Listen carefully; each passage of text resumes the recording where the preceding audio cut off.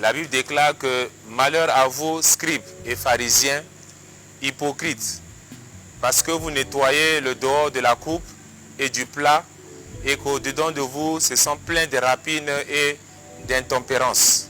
Dans le verset 26, la Bible déclare, pharisiens aveugles, nettoie premièrement l'intérieur de la coupe et du plat, afin que l'extérieur aussi devienne net.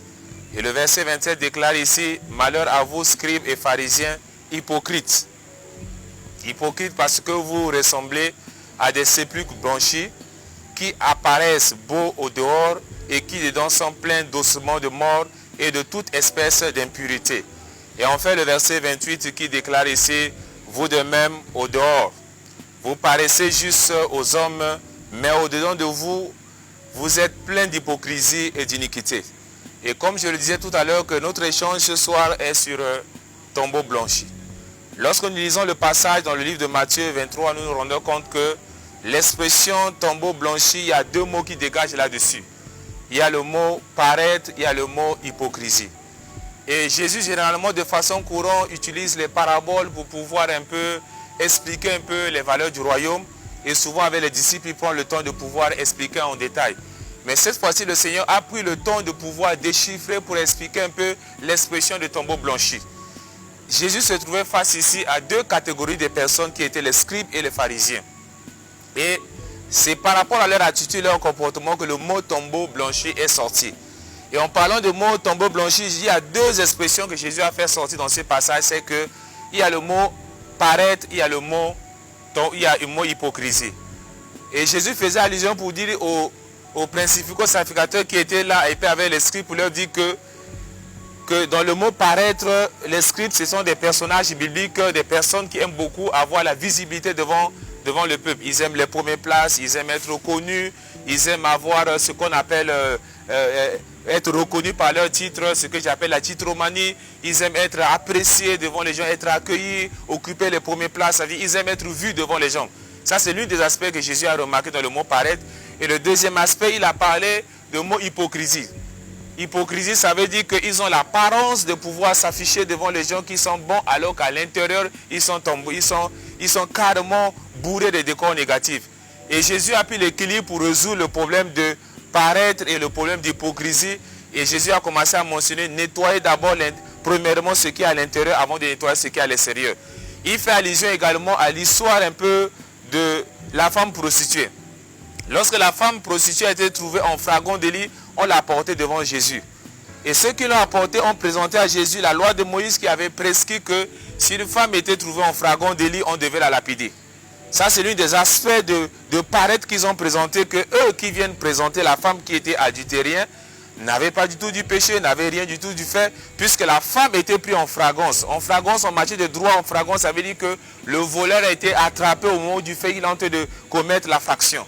Donc la femme était attrapée. Mais la question qu'on se pose réellement dans l'aspect que Jésus prendra de tombeau blanchi, qui prend deux mots, le paraître et l'hypocrisie, c'est que cette femme qui a été trouvée en flagrant délit d'adultère, qui a été présentée devant Jésus-Christ, il y a deux aspects qui ont été pris en compte. La Bible dit que Jésus s'est assis. Il s'est assis et il a commencé à écrire. Et la foule attendait que Jésus puisse donner une réponse. Jésus a répondu, qui d'entre vous n'a pas de péché, qui jette la première pierre? Jeter la première pierre, c'était une façon pour Jésus de revenir sur le mot tombeau blanchi qui prend la dimension de paraître et l'hypocrisie. Il y avait d'abord un aspect de paraître qui était là, c'est qu'ils se sont affichés comme s'ils n'avaient pas du tout du problème, qui rentre dans le principe de tombeau blanchi. Et le deuxième point, c'est qu'il y avait une forme d'hypocrisie parce que ceux qui ont apporté la femme qui était en flagrant d'adultère, l'ayant trouvé en flagrant d'adultère avec ce monsieur. Mais pourquoi n'ont-ils pas présenté ce monsieur-là devant Jésus pour qu'ils soient tous lapidés? Ils ont juste présenté la femme. Jésus connaissait que c'est une forme d'hypocrisie et les a demandé à eux, celui qui n'a pas de péché, jette la première pierre. Alors la notion de l'hypocrisie entre en jeu déjà pour dire que ceux qui étaient là, qui ont apporté la femme qui a commis l'adultère pour pouvoir le lapider, se sont retrouvés eux-mêmes également dans les mêmes situations que cette femme-là. Ça veut dire qu'il y a eu une forme d'hypocrisie en présentant la femme. Ils avaient aussi les mêmes catégories, c'est-à-dire les mêmes situations que cette femme. Parce que la femme, on l'a trouvée en flagrant délit, c'était physique. Mais lorsque Jésus écrivait, certainement, ils se sont rendus compte, eux aussi pouvaient être des adultériens en pensée qui n'était pas absolument physique. Eux aussi, ils étaient aussi dans des situations comme cette femme aussi qu'on n'a pas trouvé en flagrant, c'est-à-dire en situation de péché aussi, qu'on ne pouvait pas amener devant les gens pour être présentés. Finalement, ce qui s'est passé, c'est qu'ils ont retourné, ils ont fait demi-tour. Et Jésus a dit à cette femme-là que moi non plus, je te condamne plus. Deux aspects de tombeau blanchi qui a le mot paraître et le mot être.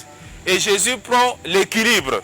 L'équilibre parce que lorsque les pharisiens se sont présentés, généralement lorsque on regarde une procession, on se rend compte que dans sa visibilité d'habillement, elle n'est pas décente, elle est tellement exposée, c'est-à-dire sa façon de se vêtir, il n'y a pas une pudeur là-dessus. Cet aspect également démontre un peu à peu près son attitude qui est l'attitude extérieure. Mais Jésus résout le problème avec deux dimensions. Ça, c'est la notion de l'équilibre. Jésus va commencer à toucher que la décence, elle n'est pas mauvaise.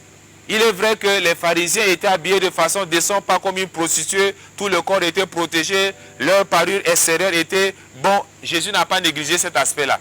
Mais Jésus va traiter l'équilibre. Il va traiter l'équilibre comment pour dire que il faut d'abord nettoyer ce qui est à l'extérieur. Parce qu'il se rend compte qu'on peut avoir une visibilité devant le public, devant toute une catégorie de personnes, être bon, mais que l'intérieur, les choses ne vont pas. Et Jésus va dire que nettoyer premièrement ce qui est à l'intérieur, parce que si en toi, tu es bourré de mauvaises pensées, bourré des attitudes qui ne glorifient pas le Seigneur, la première chose qu'il faut faire d'abord, il faut nettoyer ce qui est à l'intérieur de toi. Même si tu donnes l'apparence que tout va bien à l'extérieur, à un moment donné, c'est-à-dire ce qui est à l'intérieur finira par se manifester. Et Jésus fait l'équilibre. Il considère ce qui a de l'extérieur et il considère également beaucoup plus ce qui est à l'intérieur, c'est-à-dire le travail devait être fait à deux niveaux. Beaucoup de gens généralement aujourd'hui disent que la foi est à l'intérieur, mais Jésus n'a pas dit ainsi. Il a dit nettoie d'abord ce qui est à l'intérieur et puis ce qui est à l'extérieur paraîtra bon. Ça veut dire qu'on ne pourra pas dire que l'extérieur, je peux être négatif, je peux m'habiller mal ou bien je ne peux pas être décent que la foi à l'intérieur. Non, Jésus s'est intéressé à l'équilibre. Il s'intéresse à ce qui est à l'intérieur et il va s'intéresser également à ce qui est à l'extérieur. Donc ce soir pour dire que tu peux te trouver également dans le cas de scribes et les pharisiens dans le mot tombeau blanchi. Tombeau blanchi est caractérisé par deux expressions, le paraître et l'hypocrisie. Et si Jésus l'a utilisé dans le passé, dans le cas des pharisiens et scribes, cela est valable également aujourd'hui pour nous également. Une église que tu es, que je suis, peut également se trouver dans des situations de paraître et hypocrisie également. Vous pouvez trouver une église qui est bien structurée, bien embellie, bien organisée, et qu'il y a des chantres qui chantent bien, mais on peut se rendre compte à l'intérieur que ceux qui chantent là n'ont pas une bonne vie qui glorifie le Seigneur, que ce soit les serviteurs de Dieu. En ce moment, il y a deux dimensions. Ils paraissent bien structurés, fonctionnant normalement, mais leur vie à l'intérieur ne glorifie pas le Seigneur. Ça veut dire que si on prend l'attitude de la conversation que Jésus avait avec les pharisiens et les scribes, on peut également le transposer également à nous aujourd'hui. L'église peut se situer comme tombeau blanchi. Ça veut dire le paraître et l'hypocrisie. Si Jésus devait traiter l'église, aujourd'hui, il allait demander à ce que toutes les rachetés du Seigneur doivent apprendre d'abord à l'intérieur d'avoir une vie qui glorifie le Seigneur. Maintenant, ce qui est l'extérieur aussi doit aussi accompagner. Ça veut dire qu'on ne peut pas trouver une catégorie de personnes qui dira que l'extérieur est pourri et l'intérieur est bon. Non, les deux choses vont ensemble. Si l'intérieur est bon, automatiquement, l'extérieur aussi le sera bon. Donc l'expression tombeau blanchi vient de ces conversations entre les pharisiens et les scribes qui découlent du mot paraître et l'hypocrisie et la solution que Jésus donne, l'équilibre entre l'intérieur et l'extérieur. Je vous remercie. Que le Seigneur vous bénisse.